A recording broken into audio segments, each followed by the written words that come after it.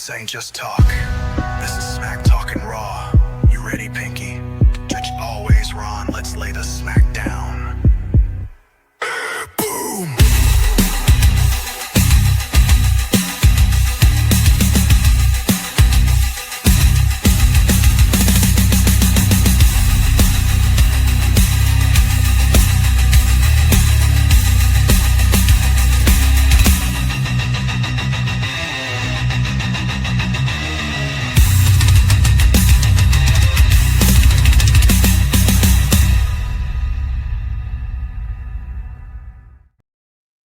Welcome to another episode of Smack Talking Raw. I'm your boy Pinky, and we got our man Ron Stradamus in the house. What's going on, Ron? What's up, Pinky dog? How you doing, babe? Oh, buddy, I'm ready, playa. I'm ready. We're gonna rock and roll. There's a lot of stuff going on, and we got to be quick about getting to the jump. Welcome to everybody that's coming to Smack Talking Raw. We are really fired up. We got football season starting next week. We got WWE stuff going on. We got Heatwave. We got SmackDown. We got Raw. We got all these things that just encompass all in one. You know, Pinky, you and I, we're big Bronco fans, and I'm seeing some stuff inside of our lineup, and we've even made some changes that I was a little bit skeptical about. I didn't want to see Vele go, but what we got in exchange for him is just like incredible. J.K. Dobbins coming in. You know, a lot of you may not, you're tuning into Smack Talking Raw. You're like, I don't want to talk football, but you know what? The reason why I bring it up, and I'm going to do my rant real quick, is Monday Night Raw has got to step it up. Otherwise, I'm going to be watching a lot of Monday Night Football. Because right now, the thing I was really paying attention to is that in our NFL season, we at least get rivalries. We get rivalries like the Broncos versus the Raiders, the Broncos versus the Chargers, the Broncos versus Kansas City. You know, those are rivalries that we look forward to. We get dressed up for, get our face painted, and we're ready to get out there and get crazy. When it's coming to WWE programming right now, I'm not really feeling it. It feels like it's all over the place, like they're putting shit on the map at the last possible minute to see if they can get a show together. And it's pissing me off. Like your man Penta, he was the hottest thing coming into WWE when he came in. And how can you cool that off with the coolest entrance, the coolest everything? And now he's just an also ran with regards to the product. Bring Shawn Michaels up, because when I'm looking at what's going on with NXT and what he's doing with the talent up there and everything like that, bring him up, because he at least knows how to get them over. Either that or Triple H has got a little bit of stock in AEW. So that's my rant for today. So there's that. Ron, you will get no argument from me. I am so pissed off after this latest version of Raw. My girl, Stephanie Vaquer, had a title match at Clash in Paris, and they just took it from her. She's out. No title match at Clash in Paris. She's out. And I know what they're doing. This is the last PLE on Peacock. The next PLE will be WrestlePalooza, and it'll be on ESPN. And I bet you that's where she's going to be winning her title. And we're going to talk about it, but Clash of Paris, I got a feeling it's going to be very formulaic. We're not going to get anything crazy, just because they're going to hold off the crazy stuff for ESPN. They want people to tune in. But how can you do that to her? She was on the flyer. She's got a cool picture of her just by herself with the Clash in Paris Van Gogh art that they did. And then you take her off completely? Yeah, come on now. Oh man. I'm looking at WWE programming like I watch 90 Days Fiance with my wife when I watch that program with her. That's the show where people come from foreign countries here to the United States and they have to get married within 90 days. And it's absolute just chaos, right? It has its interesting parts, but it's like all of a sudden you got Jey Uso, CM Punk and LA Knight all fighting amongst each other when they're supposed to be band of brothers somehow. The storylines just don't make any damn sense right now, and it's pissing me off because I'm busy right now. I do mortgages. If you want a mortgage, hit me up. I'll give you more fun and more entertainment than what we're seeing in WWE right now. And that's getting you a loan and all that sort of stuff. But anyway, long story short, when I'm watching the product right now, John Cena and Logan Paul, they had the best of the best from this past week of wrestling. Because John Cena actually went in on Logan Paul, and a lot of the stuff that they said was John Cena saying it like it was. Because The Rock did that to John Cena a few years ago and pulled his panties up and said, you know what, you got to bring your game up. You know what I'm saying? So this is John Cena's bringing Logan Paul and saying, hey, you know what, you have all the talent and everything like that, but brother, you know, you've only wrestled 23 matches here in 4 years. I like that angle of where he went there. He's like, if you want to get more rep here and get people to start getting behind you, you got to put more time in here. Don't tell me you're a full-timer if you're wrestling less than I am. It was a good promo, man. That was a good one. I enjoyed the hell out of that. But I think everything just comes down to they've got too many PLEs. They're stacking too many PLEs. They have to come. They none of the PLE. You know, you don't build up enough of a storyline. If somebody wrestles at a PLE, that's it. Like, they build up this 2-week event, and then that feud is done. They move on to the next thing, and it's just there's no continuity. It's bad booking. Triple H could do better. Shawn Michaels could absolutely do better. Speaking of Shawn Michaels, let's talk a little bit about Heatwave. For a 2-hour show, man, this thing was rocking the whole time. It was bam, bam, bam, and they hit all the notes. Crowd was going fire. Man, what did you think of Heatwave? You know, the only thing I didn't like was the tag team match. I thought it was a little bit all over the place with regards to, Hank and Tank. They're pretty entertaining. They remind me of like a better Bushwhacker team. But the Dark State, I like what they're doing. I love their whole vibe. They got good energy and everything like that. And them taking the titles and making it happen. That was a solid match. The girls, again, they really, you had Jada Parker versus Kalani Jordan and Lola Vice. And Lola Vice, she's a superstar. She is right behind Stephanie Vaquer, ready to take it on to the next level. Like, give her a year and she'll be up in the main roster, bringing the same attention that Stephanie Vaquer is. She's something else. I love her. Is that her skills or her ass, though, Ron? Like, which one is it? I mean, let's keep it 100, homie. I mean, I know where I'm going with that. Her leg kick thing is a little off for me. It's not smooth, so I don't know. I always kind of look at that and I'm like, but she is definitely fun and she's nice to look at. So I did enjoy that match with her, Jada Parker, and Kalani Jordan, who were all three great wrestlers. Like, all three of those ladies put on a really good match. It was quick, good way to start the show. And our girl Lola Vice got the dub.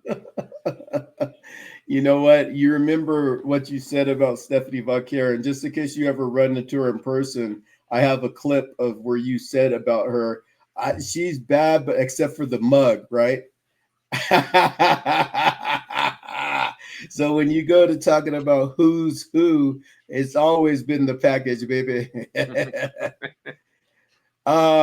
So then the next match we had was JC Jane versus Masha Slamovich and Ash by Elegance, formerly known as Dana Brooke. And I was really impressed by Dana Brooke because I hadn't seen her wrestle under the TNA brand. And she's a lot different competitor now. And she was involved in a lot of the spots that were going on inside of the ring. I really like the fact that they put her over because she's a familiar face to the WWE product, and it just gives that nice little bridge going over. So kudos to TNA and WWE doing something right, because at least if Ash by Elegance is winning, it brings over their character into the WWE audience to make it so that, okay, maybe I can get some of these people to come over to watch the TNA brand a little bit more. Right. What do and you? I don't like WWE guys holding the NXT or TNA belt for too long. Right. I think it's good. Trix had it way too long. Like it needs to get back over to TNA. JC Jane had this one fairly short. It wasn't very long. It was good. It kind of brought the spotlight to it. I will say for Ash, I saw her outfit. I didn't get to really watch the match much. That was one of the ones I was trying to catch up today. I was glad that they fixed her wardrobe.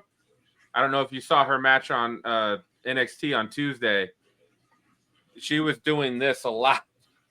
Pulling up a lot on Tuesday. And I was like, girl, they could get you something that holds it a little bit better. Those things are gigantic. To wrestle with that, she's going to have some back problems, man. You already get back problems as a wrestler. You don't need any help. So, yeah, you don't need any help. You don't need to be double body slam is what you're trying to get at. Yeah. But so I saw she had won. I kind of looked at the results. So that was good. And that take that belt back to TNA. And I think this does help continue to build that relationship, which I think WWE is going to buy TNA. I think so too. Because they're talking about putting TNA on like Wednesday or Thursday nights to go against AEW. Yeah, that'll make wrestling so much better because it won't be WWE going directly against them. It'll boost up the TNA brand. It'll actually boost up the AEW brand. So it'll make the Wednesday night like the Monday Night Wars, but WWE can be an outside watcher of the whole thing. I love it. That's what we need, man. So I didn't catch that one. I didn't catch all of the Hank and Tank. I know Dark State ended up winning. I did catch my boy All Ego, baby. Oh, man. That match was so much fun. So fantastic. They were just talking trash all the whole time. And I loved it because you know what it does? 12-year-old me would have hated Ethan Page. I would have hated him. I'm like, that dude's a douche. I don't like him. Adult me's like, that's my guy. And when he talks trash, and he was messing with Tyra May, he was messing with Tavion, Chelsea Green was. Oh man, I loved it. What'd you think? I love Ethan Page. I love Chelsea Green too. She is such a character, very underrated with regards to what it is that she does as a character. You haven't met Zack Ryder in person. I have, also known as Matt Cardona. He is such a shy dude. I got a chance to have dinner with him and Ivory at WrestleMania 31, and there's this restaurant outside of where they had WrestleMania, and I got a chance to sit down and talk with him. That dude is so shy. And Chelsea Green, he was before Chelsea was involved with him, what have you. She has got such bubbly personality, so it would be interesting to see how those two mesh together because he is so shy. But anyway, love the match. I think that this grouping inside of NXT is a great place for Chelsea and the Secret Service to be in play, because in the main roster they should have a place, but they're just really not getting the run that they should have inside of that place. Absolutely. The fact that Chelsea Green was the best U.S. title holder and actually did defend it, and then brought out her whole character. And then once they took the belt from her, they just stopped really like doing stuff with her. And I was like, why? This is working. This is great. Her matches are great. She's great in the ring. Her character's great. She's funny. She's mean. She's bitchy. Like she's got it all. Like that's what we want. That's like, again, SmackDown. I was excited to see what was Chelsea Green going to do. What was Chelsea Green going to say? And there's not many folks that I really have that. So I mean, we've talked about it recently, and we're talking about like wrestler of the year. And for the first time, I'm thinking that the wrestler of the year, and I'm talking about all promotions, is Tony Storm. Because I don't watch a lot of AEW programming, but whenever something pops up and her face is on it, I want to see what Tony Storm is talking about because she's crazy. My YouTube algorithm directly knows Tony Storm, send it to Pinky. Like, he's gonna watch. It knows because every time she has something come up, I get it on my algo, and it's like, yep, I'll watch that. It knows. So, and she's amazing. She's definitely the wrestler of the year. And again, I Chelsea's not quite on that level, but I would relate that like just everything she does works really well. And there's just no reason why they don't have storylines or plots for her. I do enjoy that she's in this playground of NXT. And I think she's been there playing around for a little bit. That makes a little more sense than Nia Jax has been down there kind of playing around. And that one's kind of like, that one hasn't quite worked the way that Chelsea Green has. Chelsea Green's been just natural down in NXT right now. So yeah, I think Chelsea Green should like really hone in her her talent so that she can become a main, because she's a main eventer. I mean, she's had matches with Penta in the past. If you haven't seen those matches, ladies and gentlemen, go and turn that on YouTube. She had some incredible matches with Penta, man versus woman, and put down, and she threw down with Penta. Penta's a superstar. That's a great match when she was Reclusa. That was a great match, man. So yes, absolutely recommend that one for sure. So thankfully, the Canadians came out on top, and I love it. I love it. I kind of want. I don't think you can buy it. I kind of want the Ethan Page NXT belt that's got the Canadian on it. I find that just awesome. Well, I'm going to tell you like this. I have some connections at ICE, and I'm going to be calling them on you. And I got this recorded now. So if somebody comes and visits you at the house, you turncoat, we're going to get you. Blake Monroe versus Jordan Grace. So a little bit about this match. I am familiar with Blake Monroe when she was in the other organization and with her feud that she had with aforementioned Tony Storm. Incredible series of matches. My problem with this match and my problem with how TNA and WWE has handled Jordan Grace is they have buried her now. And she was the TNA Knockouts champion for a long time. So it's one of those things to where you don't sacrifice your talent. You know, like how do you bring Jordan Grace back up? She's taken like 3 or 4 consecutive losses in main event type matches. So how do I get behind her? Well, so here's the thing, Ron, for me. I think Jordan Grace is awesome, whether she has a title in her hands or not. To me, she's one of the few folks in NXT that right now, without a title, is still great. On the men's side, I think Ricky Saints doesn't have a title, but most of the things he does is great. And I feel like, and again, I don't know the politics behind getting them to the main roster, but get them to the main roster. Because again, they don't need a title. They're getting over. The fans love them. They have that aura. They have that presence. They've done their time in other promotions to where they don't really need the development. They're there. They're ready. Get them. You know, sometimes I feel like we're keeping hold of these guys too long in NXT, and that's probably just because they don't know what to do with them, which is dumb. Like, it's not rocket science. Jordan Grace against Nia Jax. That's a great match. Great match. Jordan Grace starting to face off against Tiffany Stratton. I'd watch that. I'd watch that in a heartbeat. Jordan Grace, the underdog, the girl who was never told she was pretty, always told she was fat. She went out and she changed her life, and she's ready to take over. And now she's ready to beat down all the pretty girls. I want to make them all ugly ducklings. Boom. Easy. Well, you know, in NXT, Shawn Michaels is doing an incredible job of booking right now. I mean, he just is.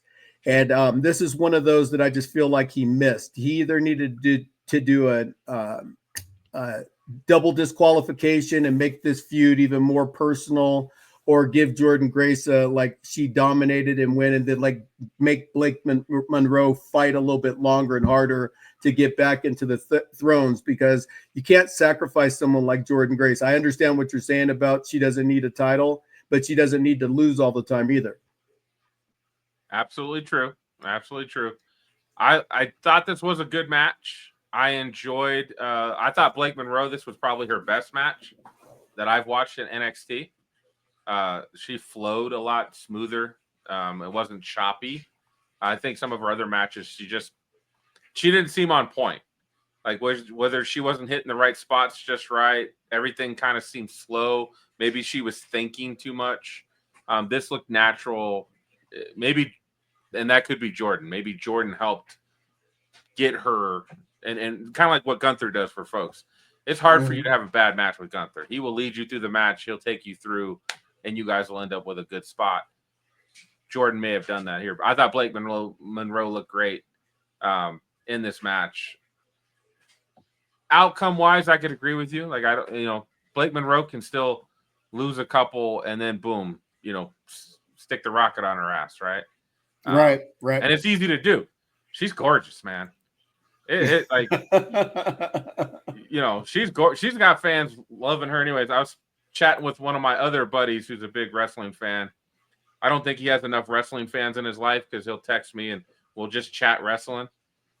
And we were both chatting back and forth, and I'll send him some pictures of Blake Monroe when they pop up. And he was like, man, I don't know about, I don't usually pay for OnlyFans, but if she had one, I think I might. I keep hearing that term, and I'm glad I was an old guy when that came out, because otherwise I would be subscription heavy on that thing once upon a time. I'm grateful for that. I know. If you don't get started, you won't go down that black hole. Just don't get started. Because you'll find a lot of folks to support their way through college. So in the main event, we got Obafemi, the most dominant NXT champion of all time. And I think that one of the things that entices me to say this is the fact that he is so dominant that I know that Javon is your man's. But like he didn't look, even though he looked like he belonged in there, he didn't belong in there because Oba is so dominant, right? Oh man. So I think they should have an NXT versus World Heavyweight Championship match, champion versus champion. They both get both titles if they can, and Obafemi beats Seth Rollins or whoever's champion, what have you, so that he defends the title. He's so good. He should be defending titles on both brands and just immediately be introduced into the main storyline. He is fantastic. The only thing that I want to see is our man come up and take him out, Mr. Troy.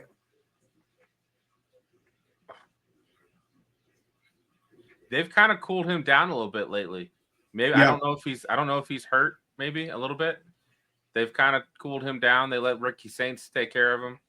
And then I think maybe he's on vacation. He's been working for a while, so maybe he's on a little bit of a vacation. But Oba's just so good, man. When he picked Javon up and threw him onto the announce table, I was like, oh, damn. Yeah. Because there's no protecting yourself from that. Right. Like, you're going to hit, and that you're going to feel that tomorrow for sure. That's what it does. That's for sure. For sure. And I loved, and again, I thought this was, David and Goliath, right? Which always plays a great story. You've got this monster versus the smaller guy. How does the smaller guy beat that monster?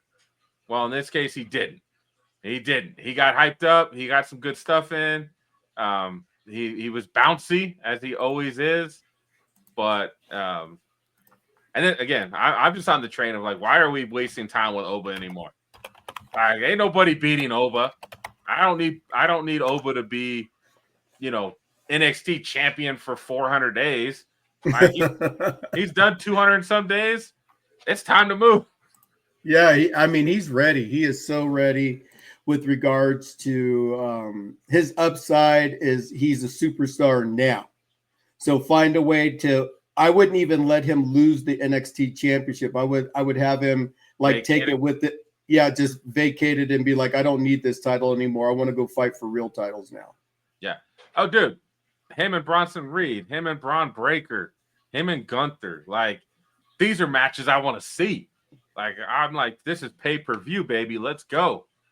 He's so dominant. I'm thinking he needs somebody like Brock Lesnar, like in his prime. He needs to fight. Like, Oba Femi is dominant. He's exciting to watch because he's a new kid, new era, and they've built him up right. He's like Ahmed Johnson, if you remember him many years ago. Right, but yeah.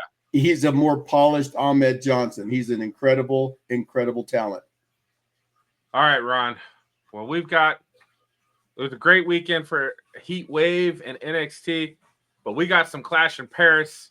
We've got things to roll down, and we've got 25 minutes to do it. So let's rock and roll. And I'm going to share my screen. I got us some images to help us out. We're going to start out with where are we at?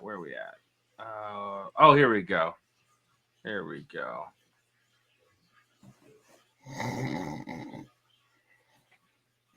All right. This match actually could steal the show, Ron.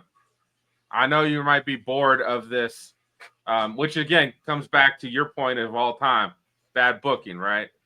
Bad booking. They signed Rusev back, brought him back, and didn't have anything for him to do. And now I feel like they've got Sheamus, and they're like, the fans love Sheamus. Sheamus always puts on a good match. They ain't got nothing for him to do neither. So they were just like, we'll just have them keep fighting.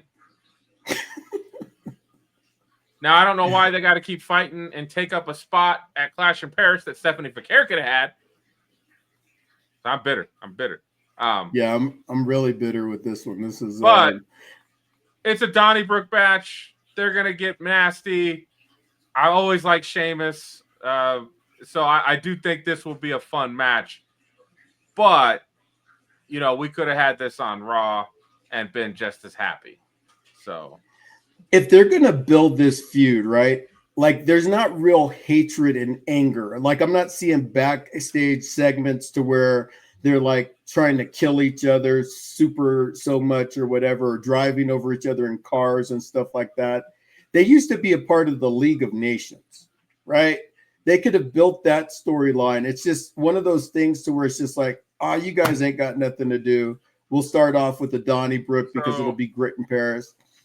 I did like the vignette that Sheamus did this on Raw, where they had him all dressed up and he started talking about Rusev and how Rusev didn't have that killer instinct and he had to bring it out of him.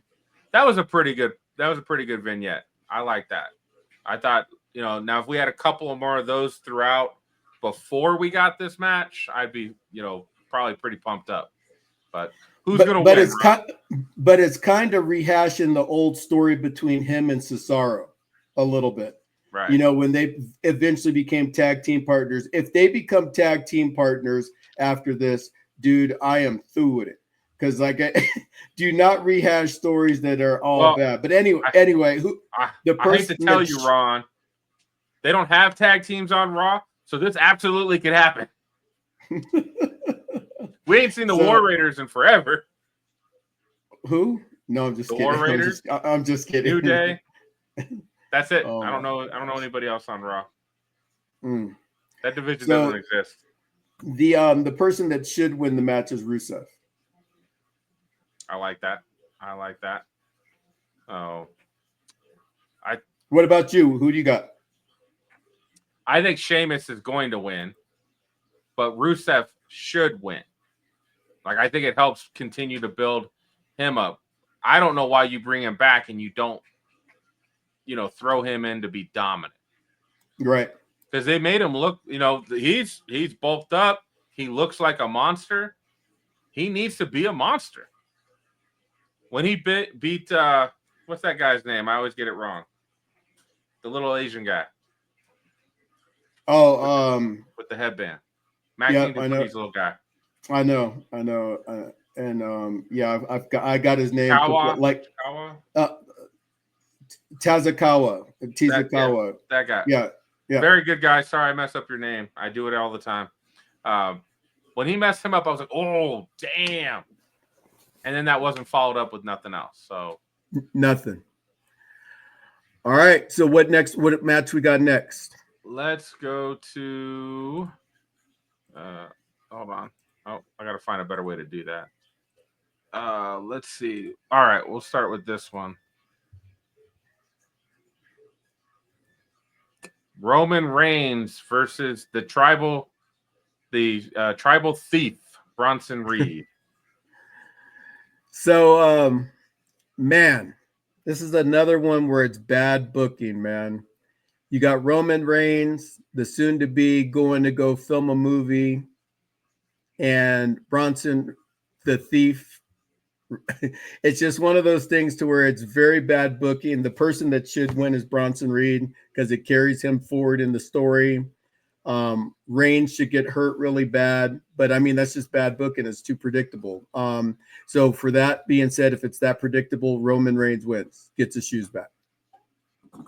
Yeah, I don't say. This comes back to another same thing. Roman Reigns is going to win. Bronson Reed should win to keep building up the dominance of the vision. Like that's what we need. So I kind of feel like as I started looking into the conspiracy theory, these Clash in Paris matches are what they are almost, I believe, because they're like, well, this is the last one on Peacock, so let's not put anything epic out there. Let's just do something, make the fans somewhat happy, and we're going to do something epic for ESPN and WrestlePalooza. Is ESPN going to carry all of they're just doing the PLEs. So Peacock will have all of the aftermath of all this stuff and everything like that still. I believe the current deal, Peacock will still have the PLEs after the fact, and they still have some of the back catalog as well. Okay. So ESPN just paid for the PLE portion of it. So yeah, the tribal chief so dominant for 4 years, and he still occurs as dominant. But not the same dominance because he doesn't have the bloodline. He was talking about that on Monday Night Raw. I don't have the bloodline anymore behind me, and and it was like whiny tribal chief guy. It just doesn't have the same appeal and aura that it did at a time, Yeah, he's okay to me. Like I've just never been a Roman guy. He doesn't do it for me. So I expect that he'll win. He'll go on to film his movie, and then we'll see him back maybe by Survivor Series. Maybe we'll see. And maybe a Cody and him 3 at WrestleMania 42.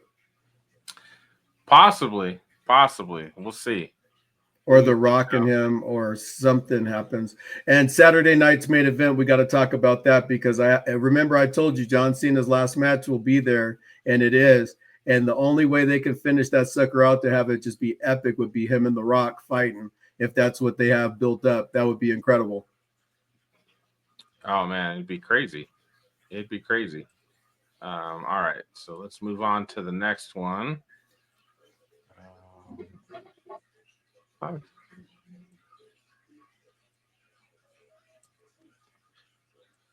All right.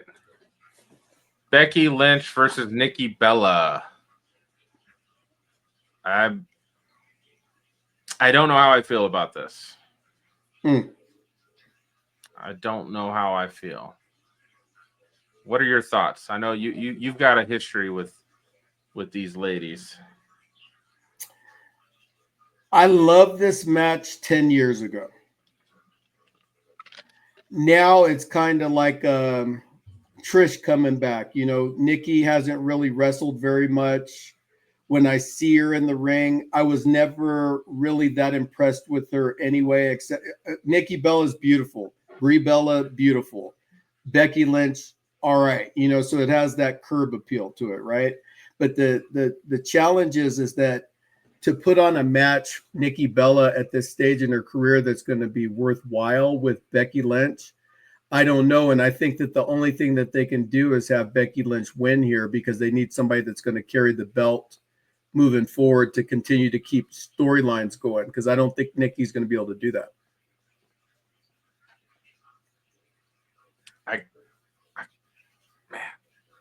I kind of feel like Nikki's going to win this one. I feel like Nikki's going to win this one. And maybe it's a disqualification. I just think Nikki somehow, some way is going to win. I think they might move that IC belt back and now let Becky go on back into the main event scene. Like, I kind of want Becky to start feuding like Tiffany Stratton, or we need some challengers for Tiffany. Like, I feel like the challengers that Tiffany has been facing have been somewhat lackluster. And so let's get some of the big gals out there to really lift that back up. Because I think Tiffany's championship reign I think she's gotten better throughout it, but I don't think it's really been that amazing.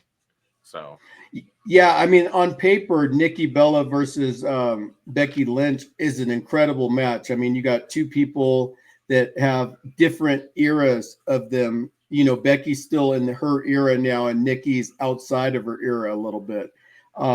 If Nikki can come and bring the fight to the dance, it could become an entertaining match. But I just think, to your point of it's in Paris, it's a throwaway on Peacock, what have you. I don't think that there's going to be anything major that changes. So I think it'll be a good, decent match, but nothing that's really going to move the needle one way, this way or that way, for sure. Do you think we get Bayley? You think Bayley shows up? Is that a possibility? She's been cutting those weird promos with the voices in her head. Right. I don't see it happening in Paris at a random pay-per-view. I think that would be more of like a Raw type thing or a WrestlePalooza type thing to give the bang theory of it. Because Clash in Paris, it's going to be just a kind of meh pay-per-view at best, especially since they took Stephanie Vaquer off the thing. I mean, taking Stephanie off the show, everybody was looking forward to her being on the show. She loses out because Naomi got pregnant. Go get pregnant on your own time. Give me the belt. You know what I mean? Like, I was the next one up. Let me get the belt. She took it like a champ. In the little promo they did about it when Adam Pearce told her, and she even put out on social media today. She did like a photo shoot, and she put a whole thing like, it doesn't matter who, doesn't matter when, doesn't matter where, I'm going to be the next champ. And I was like, yeah, that's my girl. You tell him. I'll send you the photo. It was nice. She took some nice photos. So I want you to say that's your girl. My girl, yeah. That's my girl. That's your girl. That's right. I got it. Say it. Stephanie Vaquer is my girl. I got it. Oh. All right, partner. Yeah, we'll just move on.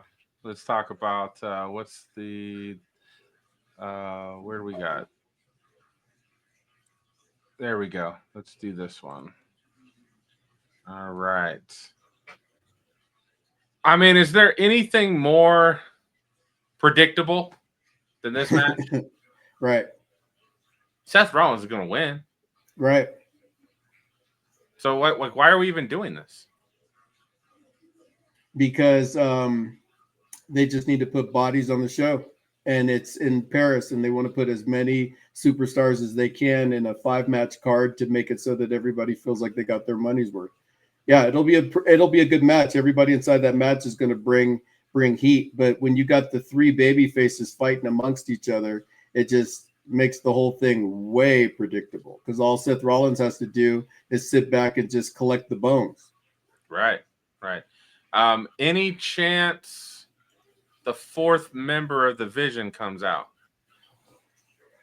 Again, it's I would like to say that there's going to be some antics that go on at Clash in Paris. I just don't have any high hopes of anything major happening at Clash in Paris. You know, it's the last PLE on Peacock, and it is what it is. Fourth member of Clash in Paris. It could be really cool who comes out, and like I wish they would have went with Sami Zayn. But now he's on SmackDown, so I know he's not it. Could it be Karrion Kross coming back for he's booked on Indies now, man. He's booked in October to face Matt Cardona. So I think that ship has sailed. Yeah, the WWE. Anyway, I'm not gonna. I badmouth WWE. If you come to our programming, you may listen to this show and think that I'm not a wrestling fan. I've been a wrestling fan for 41 and a half years. I came in right after Hogan beat Iron Sheik for the title and began his 3.5-year title reign. I've watched some epic encounters in my life, absolute epics. I've watched Hogan and Andre. I've watched Hogan and Ultimate Warrior. I've watched in person Shawn Michaels versus The Undertaker at WrestleMania 25. I was in person at the Iron Man match, Hitman versus Shawn Michaels. Damn, that's a match, man. I was in person for the triple threat, Triple H, Shawn Michaels, and the other dude. I was in person for Seth Rollins, the heist of the century. I was in since so many. I'm such a big fan. You look behind me, I got my belts behind me. I got signed by Hogan, Flair, Cena, Roman Reigns. I'm a big wrestling fan. And the reason why wrestling pisses me off right now is because it's gone corporate. And so in it going corporate, what's happened is that the product sucks. Because you have to play politically correct and you have to try to get as many people on the stage or get the right people on the stage. And some of them want to be there. Some of them don't want to be there. And this is one of those cases. LA Knight, since he's been back in the WWE, he has been hands down one of the most over wrestlers in professional wrestling. And they have relegated him to like I forget that he's on the roster. He comes out and he does this LA Knight, and it's kind of like L.A. Knight, yeah. And I'm like, all right, cool, he's still here. But then when he's gone, I'm not thinking about him like, oh, he should be a title contender or anything like that. I more think like, oh, he's still here. That's terrible booking. CM Punk, he's 47 years old. You're my man, CM Punk. I love you, man. I'm always going to root for you. Good job on winning the title. You got screwed by Seth, which I hate him for the rest of my life. It's over. I got it. Jey Uso, they strapped a rocket ship to him, and he kind of got up to the clouds for a little bit. And then, like, at some point in time, he's Jey Uso, the tag team guy. So you can have the – all right, everybody with me right now. Everybody, let's do it. Come on, ready? Yeet! Right? Everybody can do that. If I prompt you to do it, like everybody that's watching the thing, they're like, okay, let's go. Yeet, yeet, yeet, yeet, yeet, right? And you do it enough and people will follow. But the problem is that when you're getting in the ring and they're making you out to be Superman when you're my size, that doesn't work.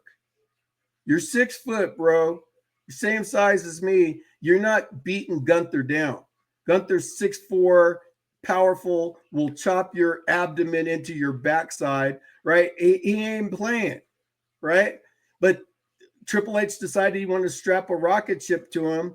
And at the end of the day, what's happened? R-Truth, another one. He's not in this match, but he's another one. He came back and they made all this thing, and the booking sucks ass. And I'm just like, I can't stand this anymore. It's like painful to just drag through the product, because when we're going through the product, I really want to say, oh my gosh, did you see that? If we'd have started our show during WrestleMania 40, which I was at WrestleMania 40 when Cody won. I went to both nights. First time I ever went to a WrestleMania where it was 2 nights. It's exhausting. You got to pace yourself, right? But the thing that I'll tell you is this, is that when I was there beforehand and they were in Vegas and it was like, you had Seth Rollins on the stage and you had Cody Rhodes on the stage and you had The Rock and Roman Reigns. Seth Rollins and Cody Rhodes hated each other. And all of a sudden this angle starts happening. You see them defend each other. It's like, whoa, this is like real. Suspended. If we were talking about wrestling back then on Smack Talk and Raw, dude, we would have been jacked. Like, yeah, this is awesome. But ever since WrestleMania 40, the product has gone,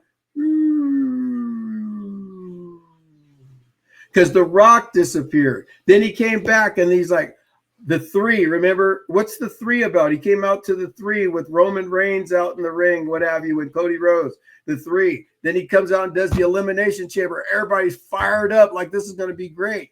And ever since he dissed us on that, Dwayne, you did us wrong, bro. You did us wrong. We buy your merchandise. We sit up there and we raise our eyebrows and say to people, elbow, you done so many things to do us wrong, yet you sit on the board of the WWE right now. So if you're watching this, Dwayne, and I know that somebody's going to get this to you because our show is starting to pick up speed. As a matter of fact, like and comment about the show. If there's something that you like about it, something you want to see on the show, definitely like and comment because this is a show for the people. But Dwayne, as you're watching this right now, you are 4 days older than I am, friend. And I'm telling you right now, the product sucks, and it's because of you. You in a battle with your boy, Paul Levesque, and you guys are in a battle, and who's it costing? The fans, TKO. TKO is $3.8 billion in debt because the fact they invested in a product they thought was going to make product better. And we're on Netflix watching a product that's worse than it was on USA. It's better if it was on, like, I don't know, L&M. I don't know, the Hallmark Network. It could be on something like that because it's so Swiss cheese right now. It's hard to watch the product. So, Dwayne, do something. All right. Sorry, Pinky. You're better than that, Maui. You're better than that. Seth Rollins is going to win. It's going to happen. Bottom line. Pretty much the easiest one to call. And then we get the main event. Mr. Never Seen 17, John Cena, and Logan Paul. This is the match I'm excited for. I know the internet wrestling community hates it. I'm digging it. I'm digging this. I just. So lay it down. What are you digging about it? I just love. I mean, I like Logan Paul a lot. He always puts on a great match. He doesn't put on many matches a year, but when he does come out, he shows out. And he shows up and does some stuff that we haven't seen. And then you got John Cena. He's the hero. Everybody's cheering for Cena now. The Cena heel turn, you could say, was pretty much a failure for the most part. The one thing it got right is at least now when it changed him back to a babyface, instead of getting the crowds kind of cheering and kind of booing, the crowd's completely flipped and they're cheering. Everybody's on Cena now. Everybody's excited to see him. Everybody's excited to see his smile. So I think that plays into this good versus evil, right? Logan Paul's evil. John Cena's good matchup. John Cena's the grizzled vet. Logan's kind of the new outsider guy. And John Cena can teach him some lessons, right? And at the end of the day, Logan Paul will get his stuff in. Cena will play the hits. And Cena's going to drop him, give him an AA, pin him 1, 2, 3. Logan Paul will come back in 3 months and be all right. Like, it doesn't matter. But at least we get we get that joy of seeing John Cena win. That's what we want. Yeah, I agree with that. John Cena can't lose in his last match in Paris. He's got to win, and it's got to be an equally as good match as him and Cody at SummerSlam. It's got to be equally as good. I don't know if they can pull that off, but they're sure going to try. They're sure going to try. That's a tough call because that match with Cody, everything was done really well. The pacing, the timing, the brawling that they did. I think it'll be hard to replicate that, but I'm excited. This is the match I'm ready for because I really enjoy watching Logan Paul. And I think every match I can't remember a bad Logan Paul match I've watched. So that's me. John Cena's gonna win, baby. Let's go. You know, I'm thinking back to a match when Kevin Owens and Sami Zayn were defending their tag team titles, and I forget who it was, where it was a street fight. That was they came in wearing their Pittsburgh Penguins jerseys and stuff, and they fought somebody, and Kevin Owens did a swanton from like the balcony on somebody, and it may have been the Bloodline, may have been. I think it was the Bloodline. I think that was a PLE. If I don't. Yeah, and that's where they lost the belts. Whoever they lost the belts to, that was one of the best matches that I've seen in a long time too. Is that match? That was a great match. I'll have to look it up, and I'll have it for next week's show. So yeah, let's talk. Let's find that one. Let's watch it and let's talk about it. I like it. So the thing that I really want to just say is that I know we're in a transition phase here within WWE, and there's a lot of new stars coming up. A lot of stars that'll be transitioning out. We have currently John Cena retiring this year. I would probably say that Brock Lesnar has, if he has until WrestleMania, he's going to be transitioning out. So a lot of people are going to start to transition out. And if you had to pick, who are the top 3 people that you would say are going to lead wrestling into the next era, the next decade? Man.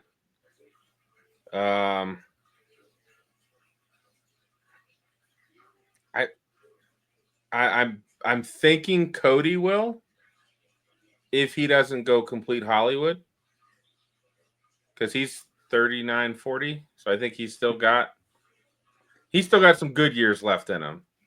Maybe not a decade, but he's still got some good years left in him. So I think Cody, that's such a tough question, Ron.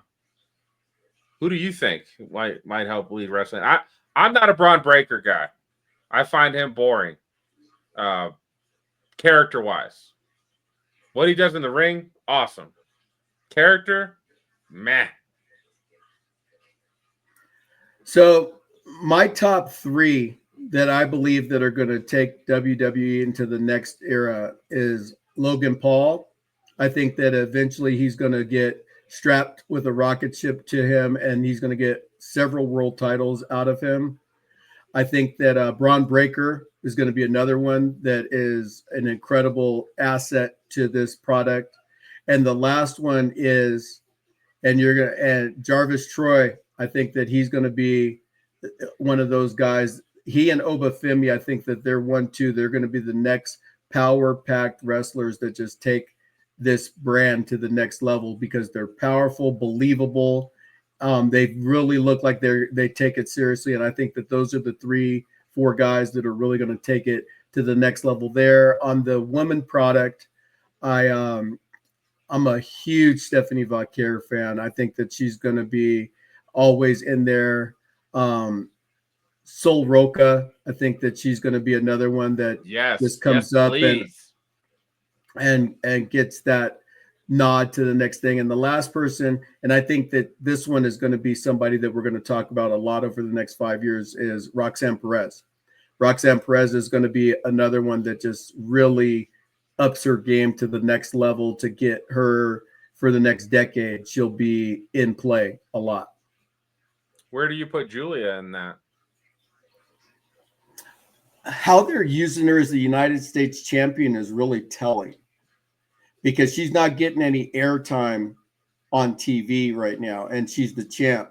And it's just bad booking because Chelsea Green experienced the same thing. I thought putting Julia in the championship conversation, it would make it better, and it's not. It's just you're burying the champ. The champ wasn't at WrestleMania. United States champion wasn't at WrestleMania. The United States champion wasn't at SummerSlam. Why have the belt? I don't even know if she's defended the belt. I think she defended it once against Zelina Vega. She gave her a rematch. And that was actually a decent match. Zelina did good. But other than that, we haven't seen her. And she's not injured. So they're doing her dirty. They're doing her super dirty. Super dirty. So, all right, Ron. Well, let's wrap it up. What are your closing thoughts, my man? So my closing thoughts is that, if you're a wrestling fan, eventually it always picks up. We're coming through summertime now. We're going to get ready to go into the fall season. WWE is going to be competing against NBA, NFL, NHL. And so they usually pick up their standard because Vince McMahon a long time ago said, we're not just a wrestling company, we're an entertainment company. So I would expect that coming into the September, October, November, January, all the way till WrestleMania months, we're going to see a big splash. At least I hope so. So if you're a little bit discouraged, it's a little bit understandable right now because the product sucks. But as time goes on, WWE always has a way of just elevating and raising the bar. So I'm really encouraged by that. What about you, Pinky? Well, I'm just excited for the remainder of the year. Gonna keep watching my man Cena do his thing. I'm hoping that my two guys, Jacob Fatu and Penta, get a push sometime this year. I know Jacob, he's right there. He don't need to mess with the MFTs and Solo anymore. That's done. Let's get Jacob messing with Seth Rollins and who's on SmackDown, Cody Rhodes, and let's have him feuding with somebody over there. Let's put a rocket on his ass and let's see what's up. He's all gas, no brakes. Yada what I mean? Let's go. Yada I mean. And you know what I mean is that as this show comes to an end, we love that you come and you watch. We love that you hang out. We would love for you to interact with us. Let us know what it is that you want to talk about. Like, comment, and bring all that you got to do. And if you're typically just want to be a voyeur, we got 2 words for you. Suck it. We're out, See you guys. next week. Yeah. Smack talking raw. Ron and Pinky in the house.